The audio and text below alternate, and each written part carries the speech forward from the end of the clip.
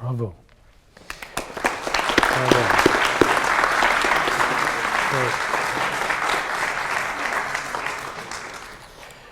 Well, first of all, I want to say thank you for coming.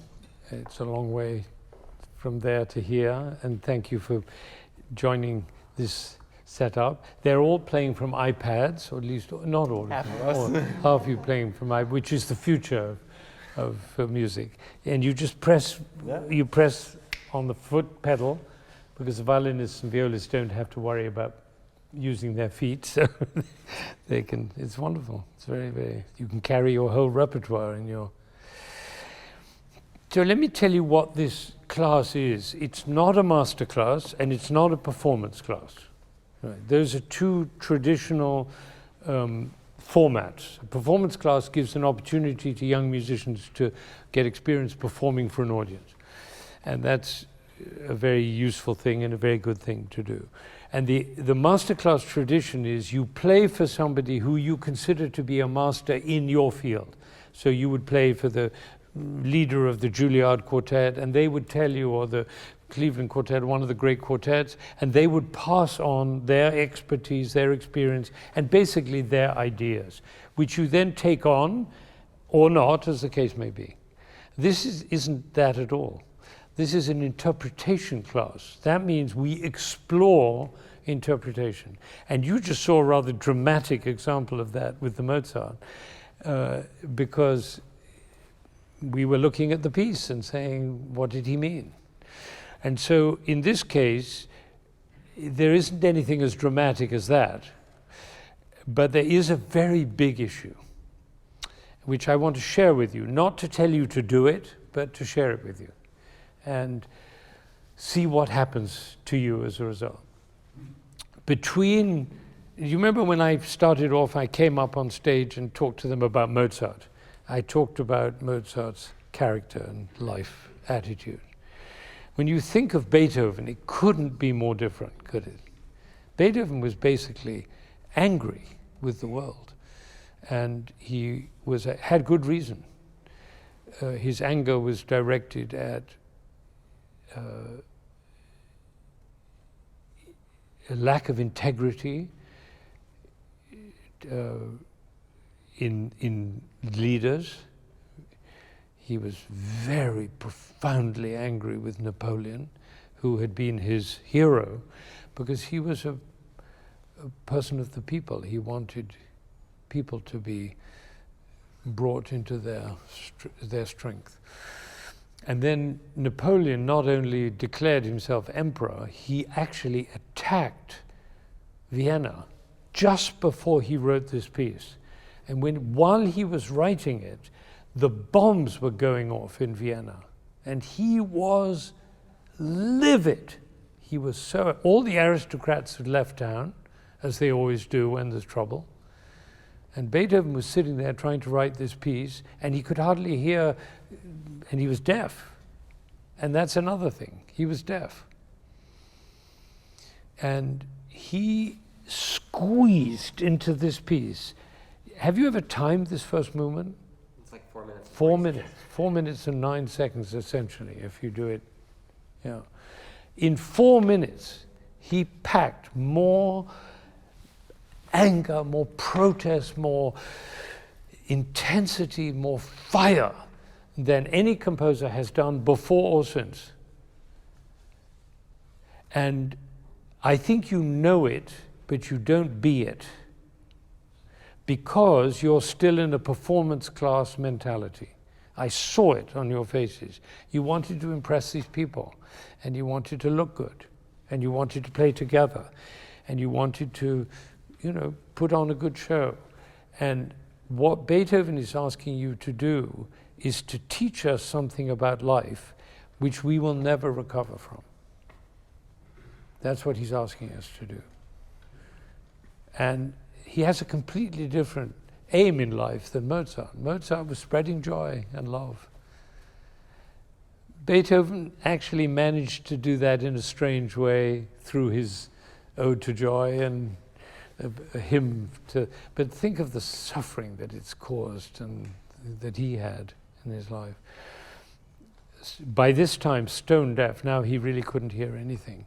And he was cut off from everybody, he had no connection with anybody, he had no female companionship. He was ill.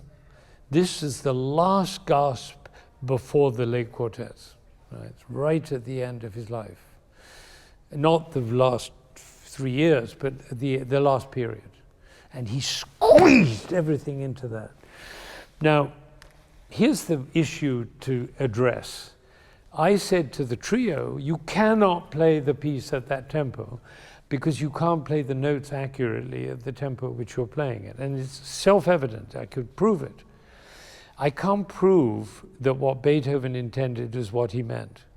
No, that what he said was what he meant. But what he said was 92, and what you're playing is 74. So I'm not saying this is a discussion about interpretation. It's not. I'm not saying do what I do. I'm not saying. Yeah, I'm saying let's look at what happens when you say, ask the question, what did Beethoven really meant? So just do that. Do the first phrase and do it at 92, and maybe you'll find you can't do it at the tempo each year. But you realize this instrument, this metronome, had just been invented by his friend. Just like Hummel was a friend of Mozart, Melsel was a friend of Beethoven. And they were all living in Vienna. My God, what was going on in Vienna? Isn't that amazing? It's incredible. And it was an explosion. It was one of the greatest explosions of human talent in the history of the world. It was happening right there. Right? And he was angry. Right? And Mozart wore a wig and buckles on his shoe, and he walked in the door. Do you know that Mozart entered the door through the servants' quarters? Do you think Beethoven went through the servants' quarters? There's a famous story. Goethe and Beethoven was standing together in a park, and Prince Razumovsky passed by, and Goethe bowed deep like that. Goethe was around too. Right? He bowed like that. Beethoven stood there like this. And Goethe said, "Beethoven, you didn't bow to the prince." He said, "The prince?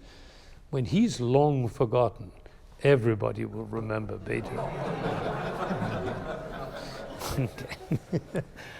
And all of that is in this music. All the anger, the fury, the terror, the frustration, the storming at God, all of it is there. And also the other side of it, the tenderness, the fear, the longing, the yearning, everything is crammed into this 4 minutes. There's no piece that lasts 4 minutes except the pop songs, right? Isn't that incredible? There's nothing in classical music that lasts 4 minutes. I remember when I was at the Grammys, I got a Grammy nomination, and one of the pop singers said, how long is your song?" I said, "It's about an hour and a half." He said, "Oh, mine's 3 minutes." This is almost, do you see what I mean? And it should affect everything about you. It has nothing to do with impressing them. They'll be impressed, but for different reasons. Right? Should we try? So just as I consulted Nepomuk Hummel, could we just look and see? That's 92. I know it well. No, look, I've struggled as a conductor to get orchestras to play Beethoven's tempi. I have a recording of the Ninth Symphony. Every single tempo in there is realized by the Philharmonia Orchestra. But it was an incredible strain to get them to do it because it's unreasonable. The march in the last movement at 84, it's unreasonable. Okay, let's try it. And here.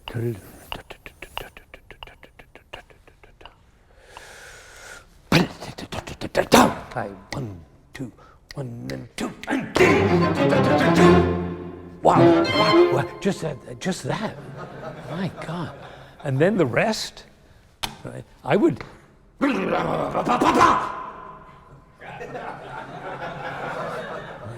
And then let's see what happens next. Right? Should we try? 1, 2, 3, and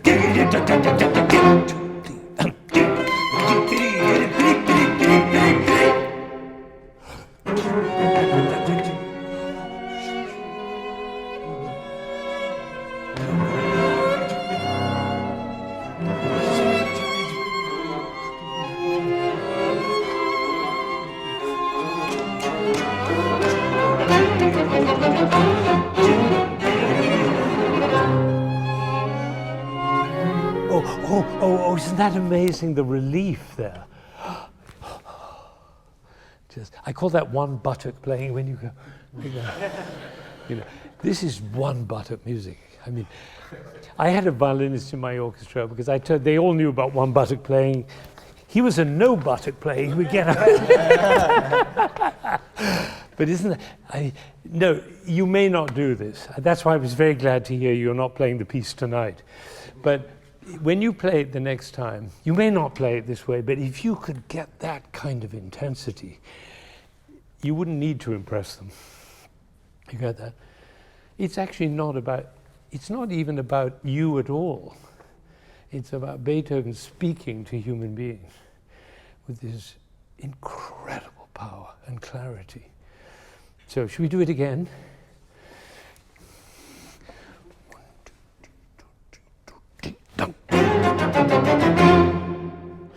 Yeah, don't come early. If anything, you're allowed to spread it a little bit. The rest is, fill that rest with power. 1, 2, 3, 4, 5. You know, I was going to give you 2 bars because you need 2 bars.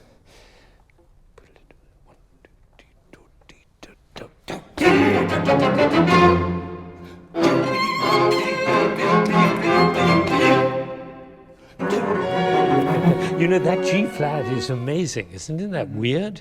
Because it's in F minor. What's the G flat doing? So don't rush that note because it's really... And you should at least raise your eyebrows. and maybe you could lengthen it a little bit. Yeah. Right? Okay. And they said, really? You mean that?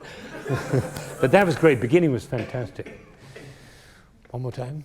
1, 2, 3, 4, 5, 6, 7, 8.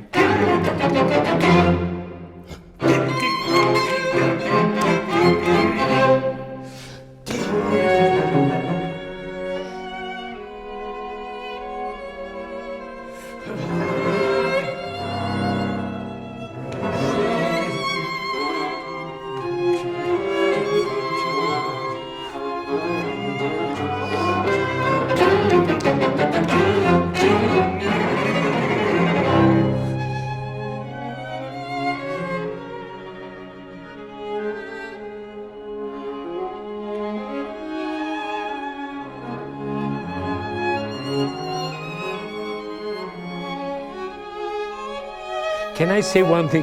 You're doing this is great playing. I mean, a little applause, please, because it's fantastic. I knew you could play that way. I knew it. It was just under the surface. Your arpeggios were like a eruption of a volcano, which is exactly what he meant, I think. You're doing something which a lot of musicians do, and I just want to warn you about you doing da, da, da, da, da, da, da, da, da, da, instead of da, da, da, da, da, da, da, da, da. It's constant triplets. And it's a habit that most musicians, or a lot of musicians, sorry, I shouldn't say most, a lot of musicians fall into, and it spoils something very constant triplets. But you know that was very beautiful when it suddenly came away, and it was so tender and so loving and so beautiful. Bravo, really fantastic.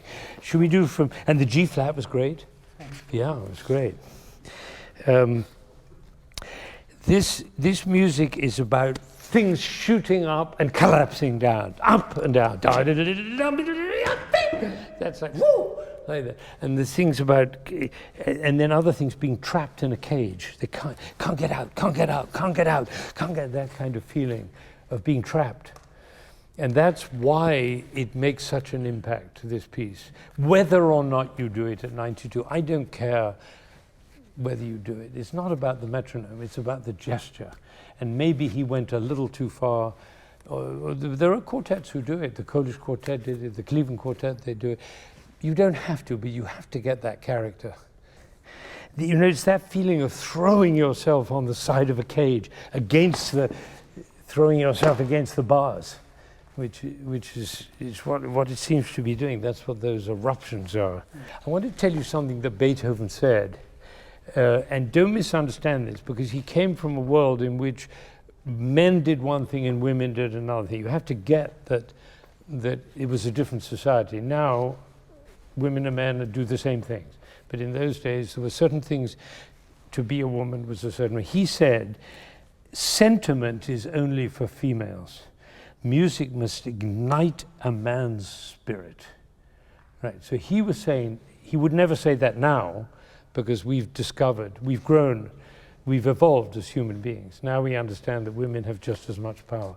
But what he's saying is that this Beethoven idea of a dangerous tension, which he believes. And of course, part of it's just the frustration of being deaf. I've no doubt that was part of it now. But you're getting it. But the changes of mood are almost bipolar. Think of, have you ever had experience of bipolar nature? Do you know anybody who's had that experience? If you have, you're better off, because the extremes are sudden and shocking. And that's what this is about. One thing I would say to you, there's a difference between strength and strain. Sometimes your playing is veering on the strained rather than strong. So that's something to develop and to work on very hard. You're a young quartet, but that's, it must never sound as though you're straining, but the power is explosive. Like a surging flame. Should we try one more time? And let's go on and then do the triplets as triplets. The way I think it is I actually think ba ba ba ba ba ba ba ba ba ba ba ba. When I'm playing the long note, I think triplet. Do you do that? It would be a good idea. Here we go. 1, 2, 3, 4, 5, 6, 7, 8.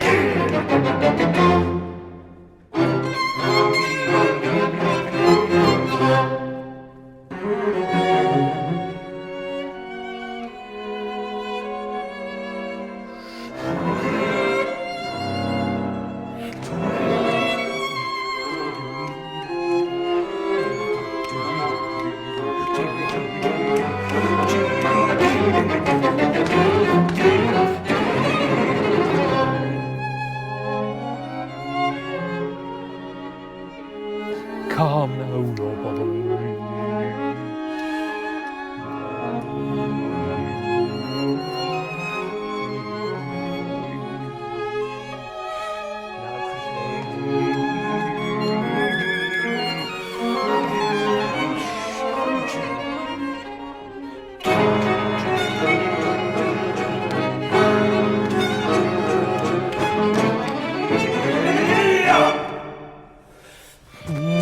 Yes, beautiful.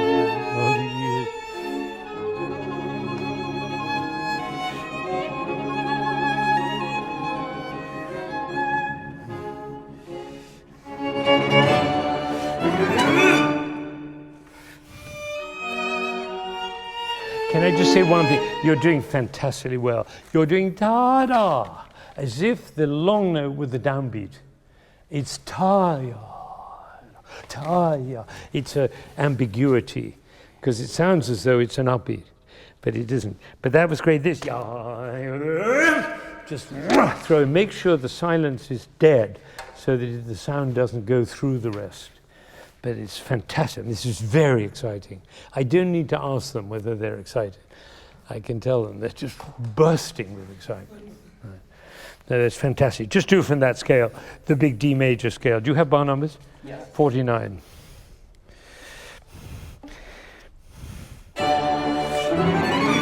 No, you're going through, which is why he has a dot on the note.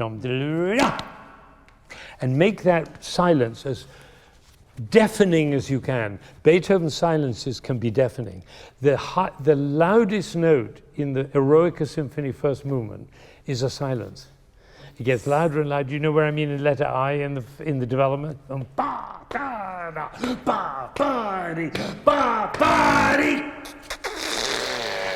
It's so loud you can't hear it, you can't stand it. I mean, that's what silence was for Beethoven. So do it again and see if you can cut it dead. 1, 2, 3, and Jimmy! Wow, what a difference. And you should have seen those three men. They're usually quite dull people, but they went... Really? Am I wrong? I mean, they were just shocked. The three of them, look at them. Normally they'd be in the bar at this time, in the pub. But here they are being shocked by Beethoven. Isn't that thrilling? Do it again. And then when sighing, just gasping. 1, 2, 3.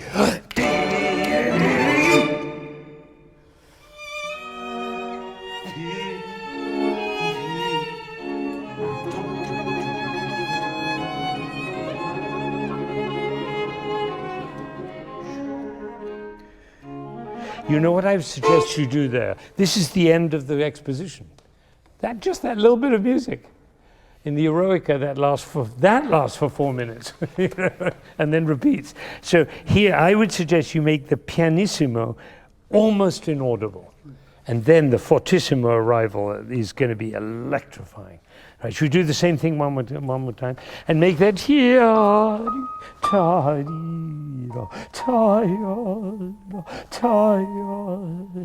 It's such a strange idea because it should be da-ya, because it's a long note. But ta-ya.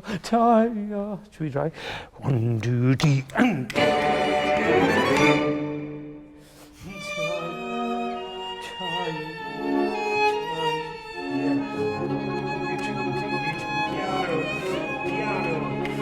piano, now pianissimo.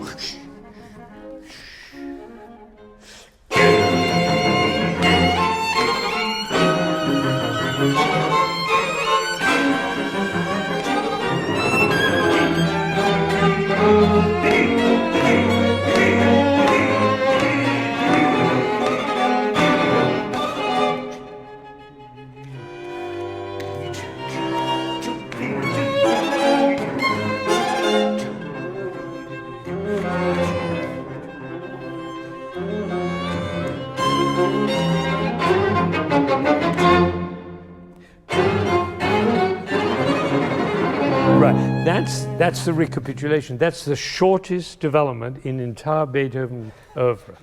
That's all it is. There's a few bars. So make it super explosive, as you were doing. I mean, isn't that exciting? There's something going on all the time, thrilling. Should we just do the development one more time to just show how compact it is? It's like he squeezed it like into a compressor, so it's unbearable, actually, right at the beginning of the development.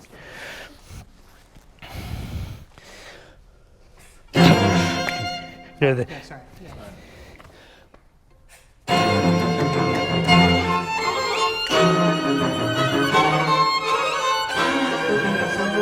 He does something amazing. He does like that. In additional sforzando, as if it's not loud enough. You know, that's Beethoven. I mean, he's a cruel character. Here we go. Once again. 1, 2, 3. Oh, I'm sorry. Yeah. 1, 2, 1, 2, 3.